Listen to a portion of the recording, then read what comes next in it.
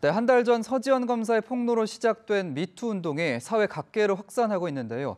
대학가에선 개강 시즌을 맞아 미투 운동 움직임이 본격적으로 나타날 것으로 전망됩니다.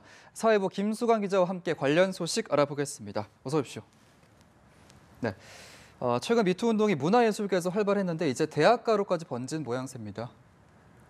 네, 먼저 연출가 이윤택 씨의 성폭력을 방관하고 나아가 조력했다는 의혹까지 받는 연희당 거리패 김소희 대표가 최근 홍익대 강의에서 배제된 것으로 알려졌습니다. 예. 앞서 김소희 대표는 지난달 14일 홍익대 공연예술대 학원 부교수로 선발됐는데요. 공교롭게도 이날은 이윤택 씨의 성폭력에 대한 폭로가 시작된 날이었습니다. 학교 측은 김소희 대표를 둘러싼 의혹이 확인되면 징계 절차를 밟을 예정이라고 밝혔는데요. 해임까지 염두에 두고 있는 것으로 전해졌습니다. 예, 다른 대학에서는 학내 교수진을 상대로 한 미투 운동이 지금 터져나오고 있는 상황인데 한 전문대학에서는 남자 교수 전원이 직위 해제가 됐다고요? 네, 명지전문대 연극영상학과 교수진 가운데 남성 4명 모두가 성추문 의혹에 휩싸였습니다.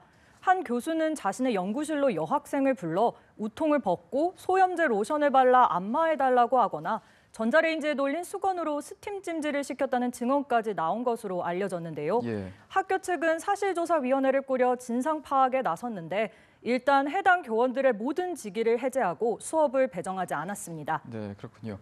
지금 이 새 학기를 맞은 대학들도 학생들이 성폭력을 좀 제보할 수 있는 이런 미투 운동을 위한 창구를 마련하고 있다고요? 네, 맞습니다. 이화여대 학생신문인 이대학보는 지난달 20일부터 여성 대학생으로서 겪은 성 관련 피해 경험 수기를 모집하고 있습니다. 학생들의 수기를 익명으로 보도하겠다는 계획인데요. 예. 많은 대학들이 개강한 어제 각 대학의 페이스북 익명 게시판인 일명 대나무 숲에 과거 교수로부터 성추행을 당했다는 여러 건의 제보글이 올라왔습니다. 예. 여러 대학의 여학생회에서는 미투 운동을 지지하는 공동 성명을 내놓는 등 미투 운동을 지지하는 대학생들의 연대가 이어지고 있는 상황입니다. 자체적으로 성폭력을 예방하기 위한 노력도 활발해지고 있는데요. 예. 연세대 총여학생회는 성폭력 사건 대응 매뉴얼을 만들어 배포했습니다. 예.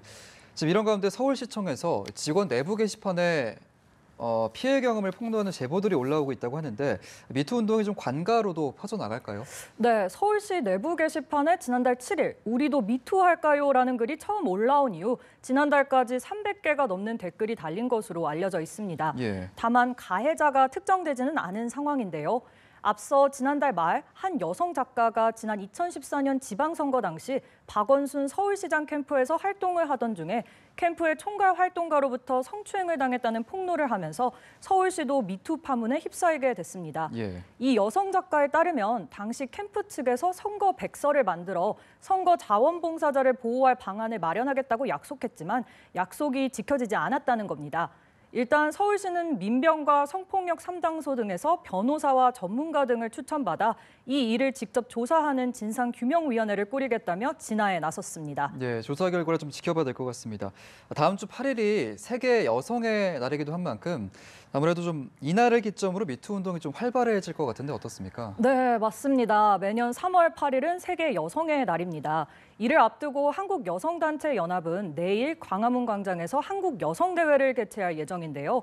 매년 열리는 행사이긴 한데 이번엔 특히 미투 운동과 맞물리면서 이를 지지하는 말하기 발언대가 마련될 예정입니다. 예. 시민들이 각자의 일상 속에서 겪은 성차별과 성폭력의 경험을 나누고 미투 운동에 참여한 용기 있는 목소리에 대한 지지나 응원을 보내자는 취지입니다. 예.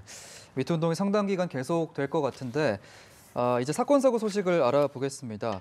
4명이 숨진 사고죠. 부산 LCT 공사장에서 이 안전을 위해서 부착한 작업 발판이 좀 어이없게 추락을 했던 사고였는데 어떤 내용입니까? 네, 당시 건물 55층 외벽에 4개의 안전작업 발판이 있었습니다. 예. 사고를 당한 근로자들은 당시 55층 외벽에 유리를 붙이는 작업을 끝내고 안전작업 발판을 56층으로 올리던 중이었는데요. 예. 경찰은 현장에서 안전작업 발판을 지지하는 고정장치 4개가 모두 이탈한 사실을 확인했습니다.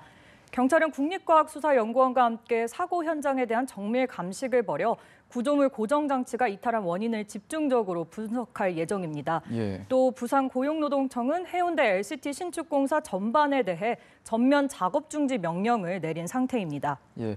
지금 논란이 되는 게 2015년에 착공한 이후에 LCT 개발 사업이 계속 노동청 현장 감독에서 여러 건의 위반 사항이 포착됐다고 하더라고요. 이 부분도 한번 짚어주시죠. 네, 부산고용노동청은 LCT 복합 개발 사업이 2015년 10월 착공한 이후 모두 16건의 현장 감독을 했다고 밝혔습니다. 예. 이 가운데 2차례는 과태료를 부과한 것으로 알려졌는데요.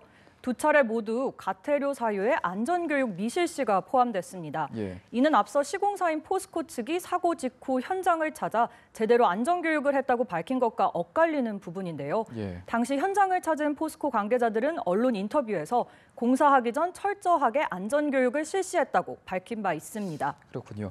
이 LCT 사업장이 추락방지 시설을 제대로 하지 않아서 고발장이 접수되기도 했다고요. 네, 부산고용노동청에 따르면 2016년 말부터 지난해 초까지 LCT 사업장에 대한 5건의 고발이 접수됐습니다.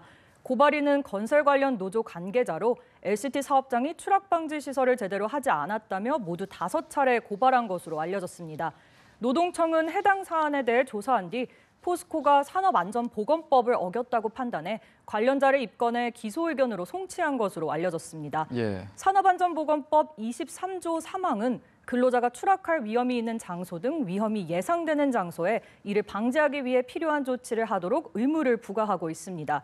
이런 전례들을 고려하면 이번 사고 조사를 통해 LCT에 대한 엄정한 조치가 내려질 것으로 보입니다. 예, 알겠습니다. 지금까지 사회부 김수광 기자와 함께 사건 사고 소식까지 짚어봤습니다. 고맙습니다.